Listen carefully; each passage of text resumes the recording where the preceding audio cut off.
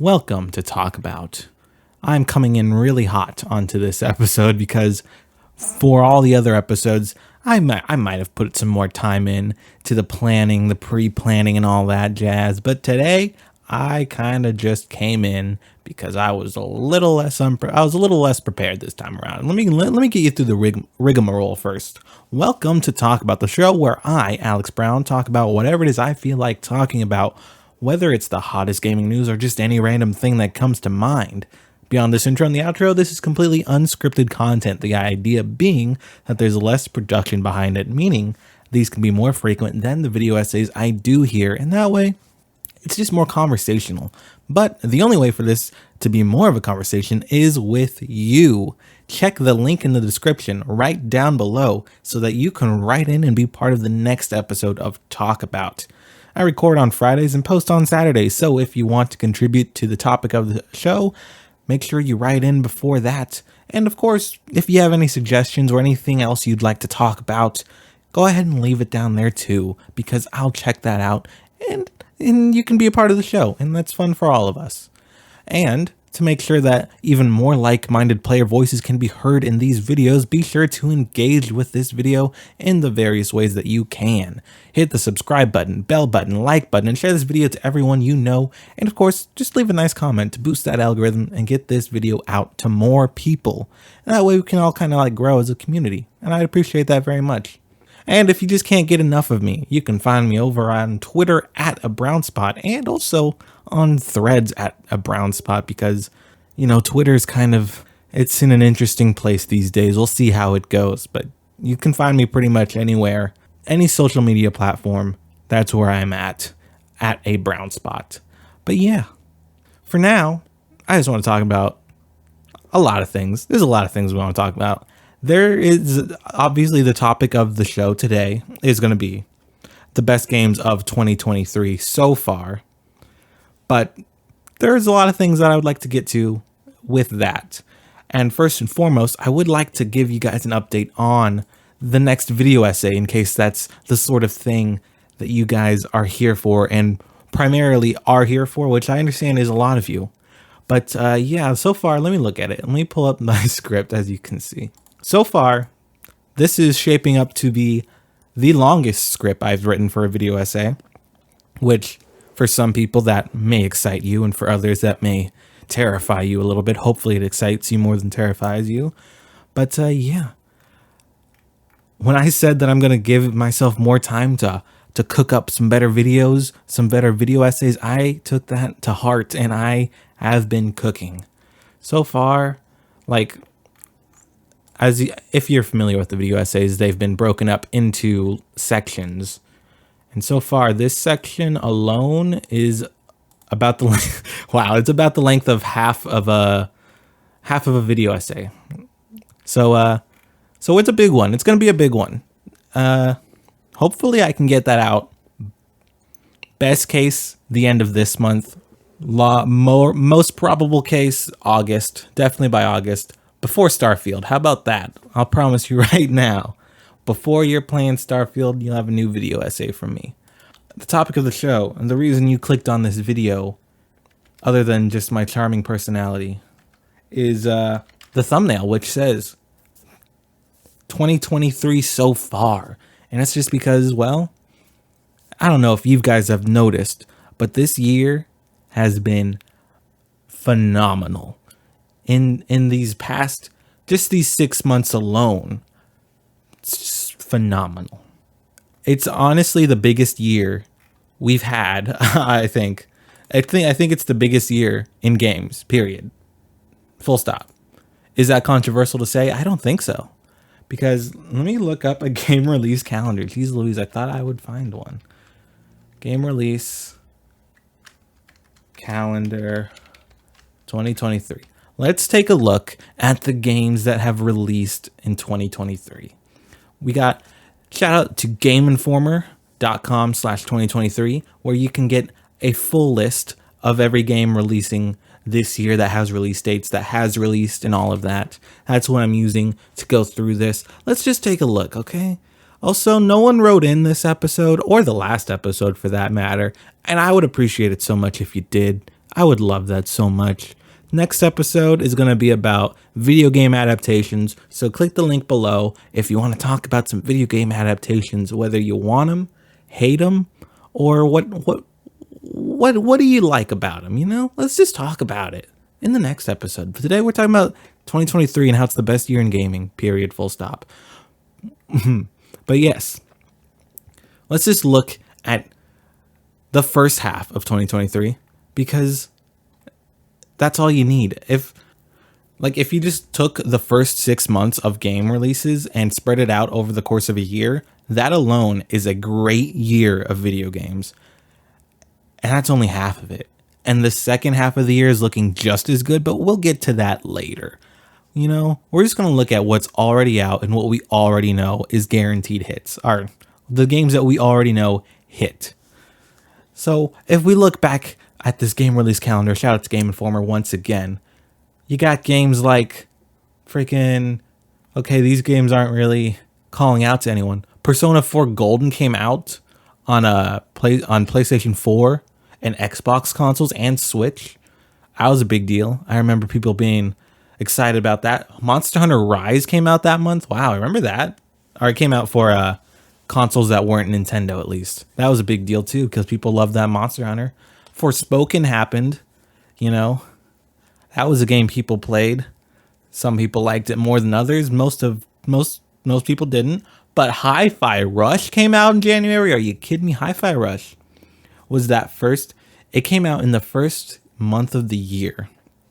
And right away, it was the earliest contender for a game of the year.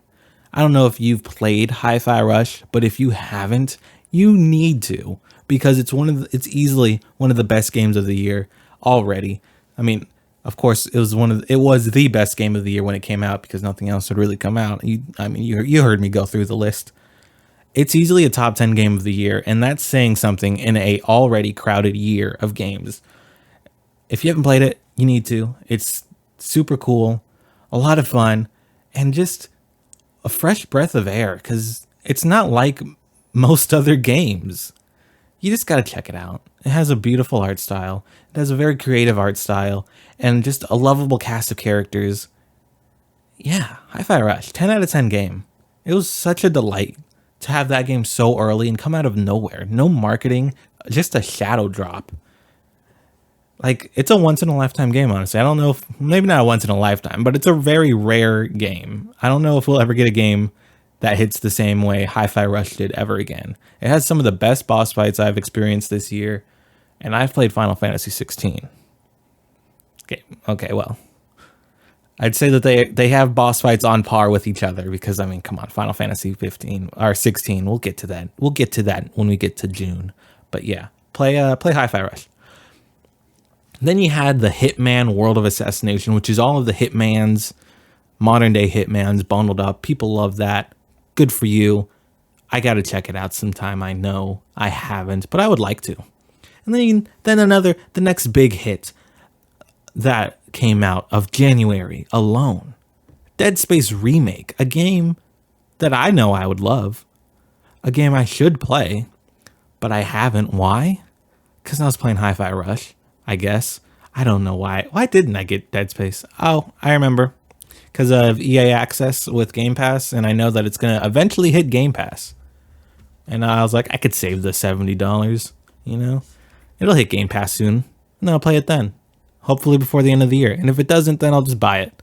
We'll see what happens. Because I gotta play that one. It's a big deal. And I'm a big fan of that genre. After playing through all of Resident Evil. All of the Resident Evils. But yeah, moving on to February though. I mean, come on. Metroid Prime Remastered. That was a big deal for people. People keep... I just know that this game's going to be in people's top 10 games of the year list this year, and it doesn't need to be. It's a remaster. Don't put a remaster in your top 10 game of the year list. Come on, guys. We're better than that. There's so many other games to take a spot. You don't need to put a remaster on there. But I know it's going to happen, and it's going to annoy me. I just had to say something. You know, I'm putting my flag down on that. And then Hogwarts Legacy came out in February as well, which I didn't like that game. It sucked, if you ask me. I know that's probably a hot take because a lot of people really like that game. Personally, that game was a disappointment. I know you're gonna ask why. You're probably thinking, why? Why is it a disappointment? Everyone else very much enjoyed that game. Well, I just feel like I was lied to. I was told that it was going to be like this RPG, Hogwarts RPG, and I was like, that sounds exciting. Sign me up for that. But then when you get to the game, you actually start playing it, and it's not an RPG. I felt lied to. There's no role playing involved, really. There's dialogue choices, but it's the same story. Everyone experiences the same story, and that bummed me out, because if you've played it, which a lot of people have, that's like the highest selling game of the year, even past Zelda. Crazy. So I'm sure you've played it. You must have. You know that the game just forces you to talk to all of these losers. In my opinion, they're all, because I was a Ravenclaw, and then the story focuses on a bunch of Slytherins. And I'm like, well, I hate the Slytherins. I don't want to talk to them. And then they're forced upon you anyways. And it's just like, this sucks. And also the main villain, he's like 2 feet tall. I could kick him across the football field. You know what I mean? Anyways, people like that game. So that adds to 2023 being a great year. It doesn't add it to my year. But everyone else, that adds to the year, I'm sure. Moving on from that, though, Wild Hearts came out. Remember Wild Hearts? Wow. That was a moment in time, and it was a very short moment in time. That Monster Hunter that was an EA original. It's a good time. Oh, Atomic Heart came out too. I played that game for 1 hour before I could not stand the dialogue because, it's pretty crazy to me that in the first 2 months of the year we had not one, but 2 games where the main character talked to their arm and had very cringy dialogue. It was pretty crazy, PSVR 2 came out in this year. That's crazy. Remember that? Do people still talk about that? I haven't heard anyone talk about that since then. Kirby had a remaster release. That's cool. What else do we have here? Wo Long Fallen Dynasty. Did you play that one? That game was not what I hoped it was. I hoped that it would be a cool Souls-like game, but it wasn't. It was fine. It wasn't engaging enough for me to play all the way through, which is just a me thing. I'm sure that does speak to a lot of other people, though, who enjoyed that game, and especially the people who liked the developer's previous work of Neo, the Neo franchise. So I'm sure that game has its fans, and they liked it. Otherwise, well, disregard what I said.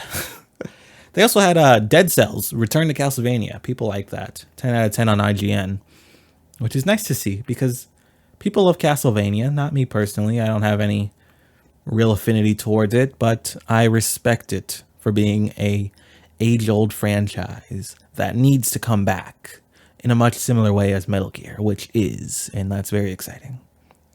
So it's cool to see it come back, even if it is just for an expansion to a different game.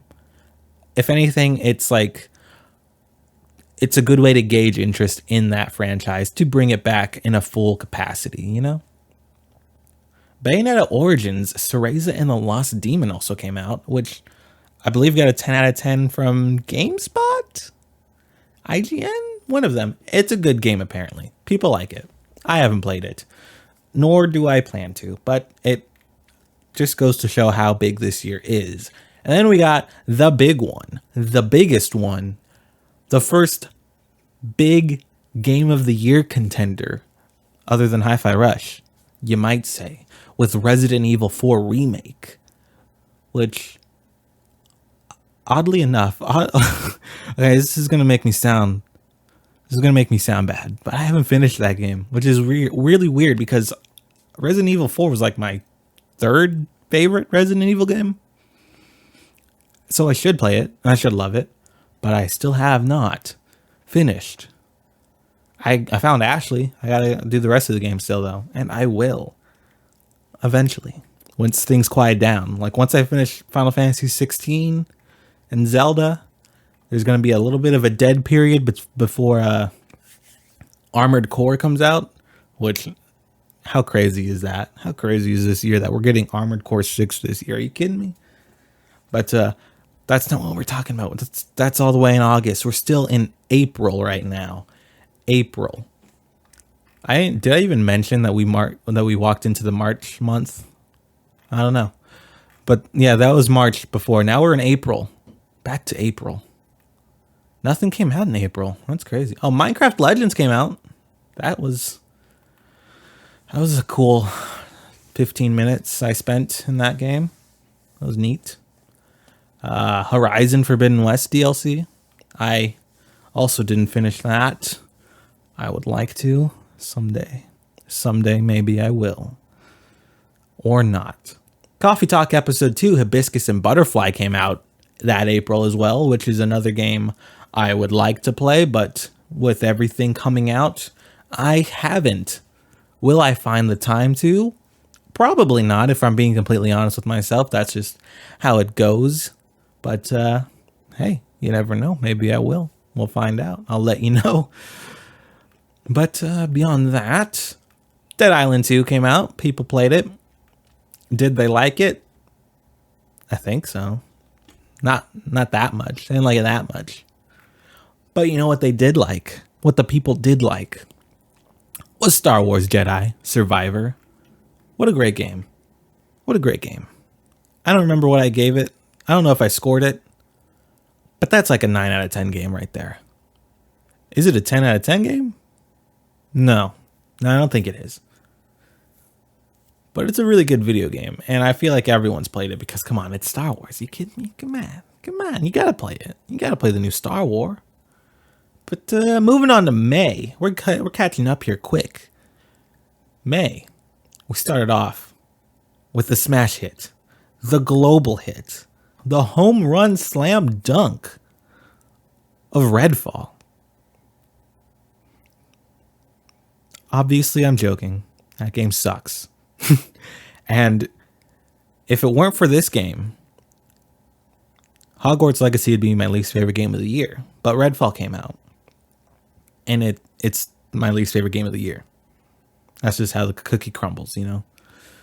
It goes Redfall in last place, and right above that, Hogwarts Legacy. But yeah. What else came out in March? Or what else came out in May, rather? The Legend of Zelda Tears of the Kingdom. Now that game is the home run slam dunk. Get out of town. Game of the year. That's the game of the year, by the way. Like, undoubtedly. There's no question about it. I just realized I did not do a talk about where I just got to talk about The Legend of Zelda Tears of the Kingdom. That's crazy. Has the boat passed on that? Maybe I'll still do it someday. Maybe. Why not? Everyone's still playing it. That game is that's like a forever game, quite honestly. But yeah, there's no chance anything else comes close for game of the year. Actually, I take that back. There's only one game that could come close for game of the year with Tears of the Kingdom.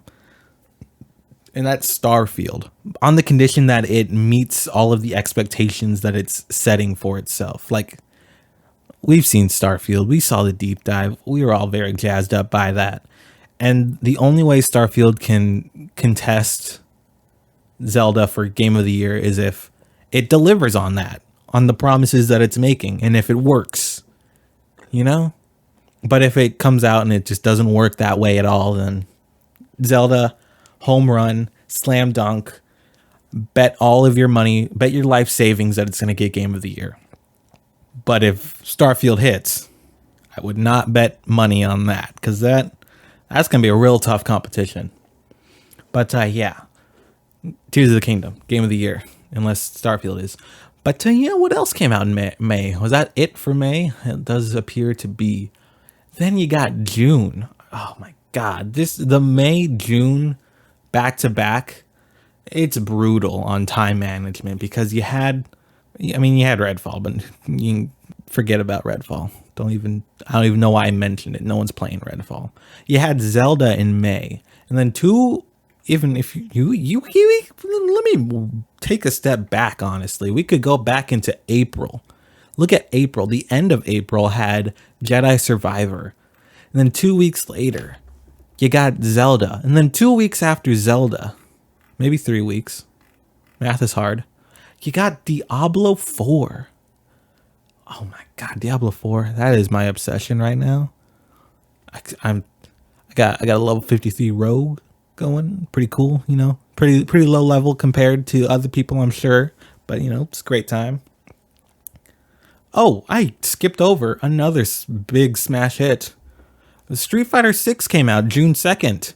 That's another big franchise with a massive fan base behind it.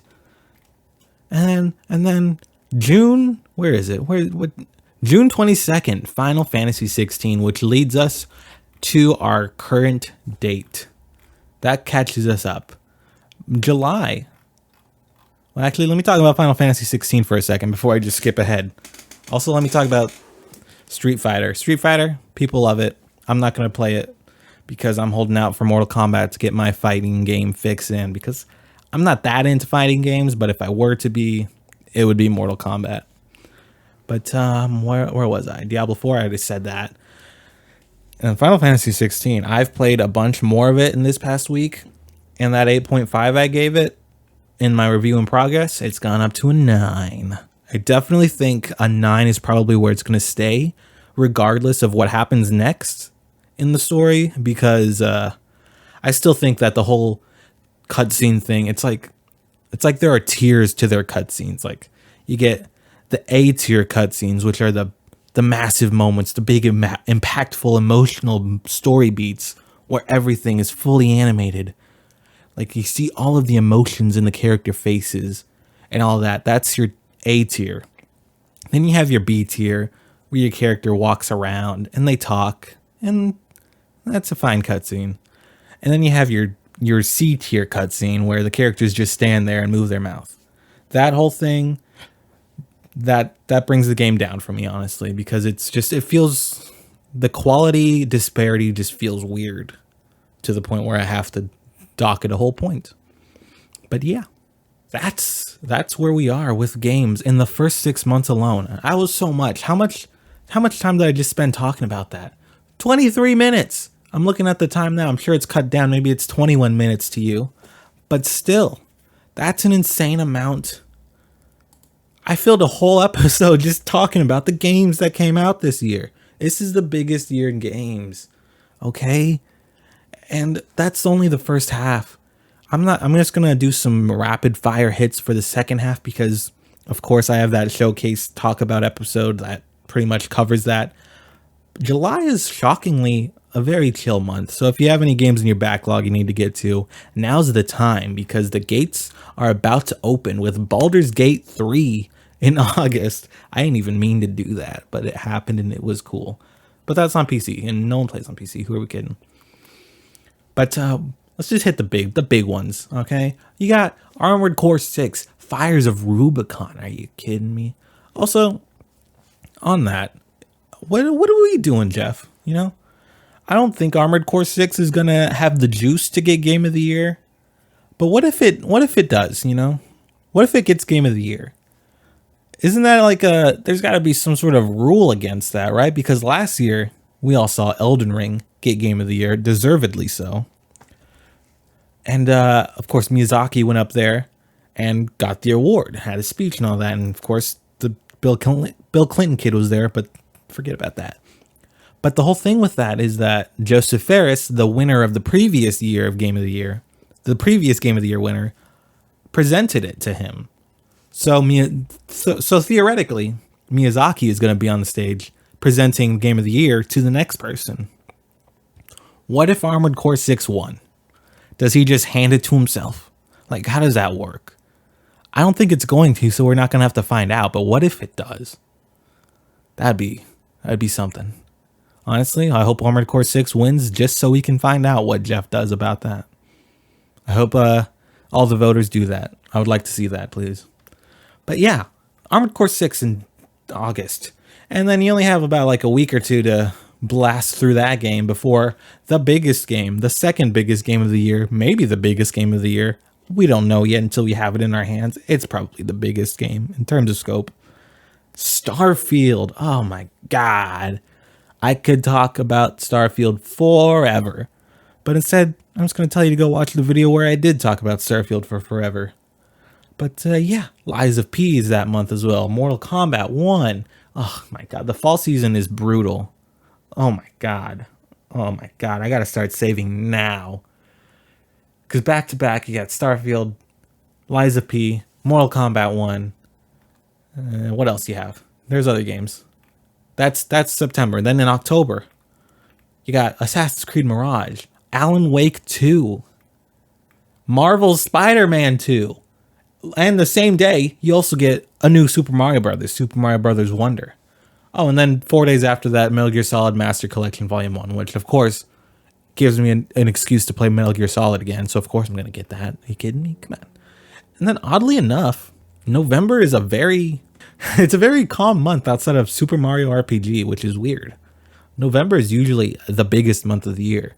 So it's nice to see that it's kind of calmed down. Although we're probably still going to get another Call of Duty this year, aren't we? Probably. I don't know. Do we still get Call of Duties annually? When do they announce that? I don't know. I don't keep up to date with that. You let me know in the comments below. And then in December, you have Avatar Frontiers of Pandora, which is cool. I like that game. Or it looks cool. I like Far Cry. I like Avatar. And that's what that game is. Also, shout out to Biomutant releasing on the Switch November 30th. That's weird. But yeah. I guess that's the episode. This one was a lot more chaotic than I think previous episodes have been, just because it's a lot like the whole concept of the show is just me talking into a mic, unscripted. But this one especially it's the least amount of planning that went into it, because I was just like, oh, I'll just look at the games that came out this year, talk about that. So I'll just pull up a calendar and do it. And I did, and it was chaotic. So I hope you enjoyed it. I hope you enjoyed it very much. But yeah.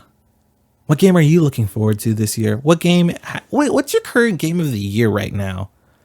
If I had to answer that, obviously I'd say The Legend of Zelda Tears of the Kingdom, because come on, have you played that game? You should, if you haven't. But yeah, this shockingly is also probably the longest episode. So shout out to you if you made it to this point. Especially if you made it to this point, because that's crazy. Because I was definitely just rambling for the longest time. But yeah, what else do I have to do the outro? Please write into the next episode. You know, I enjoy that. If you don't want to click on the link, just leave it in the comments below. Even the next episode's about video game adaptations, TV shows, movies, that whole thing. You know. Let me know what you think about that, all right? And then we can talk about it next week. Sounds good? Sounds great. Where's the script? Okay, but what about you? I already did that part. A little peek behind the curtain. Thanks for watching this episode of Talk About, the show where I talk about whatever it is I want to talk about with you. Remember, the only way for you to be a part of the next episode is by clicking the link in the description below. Until then, stay safe and play some video games. And shout out to you for just being a real trooper. I appreciated that. You hearing this right now? If you are hearing this part, wow, that's crazy. Type in the word mango if you got to this part, because that's insane. If I see anyone typing in mango down there, I'm gonna I don't know what I'm gonna do, but you're gonna like it. That sounded like a threat. I'm sorry. I apologize. Bye. Stay safe. Play video games.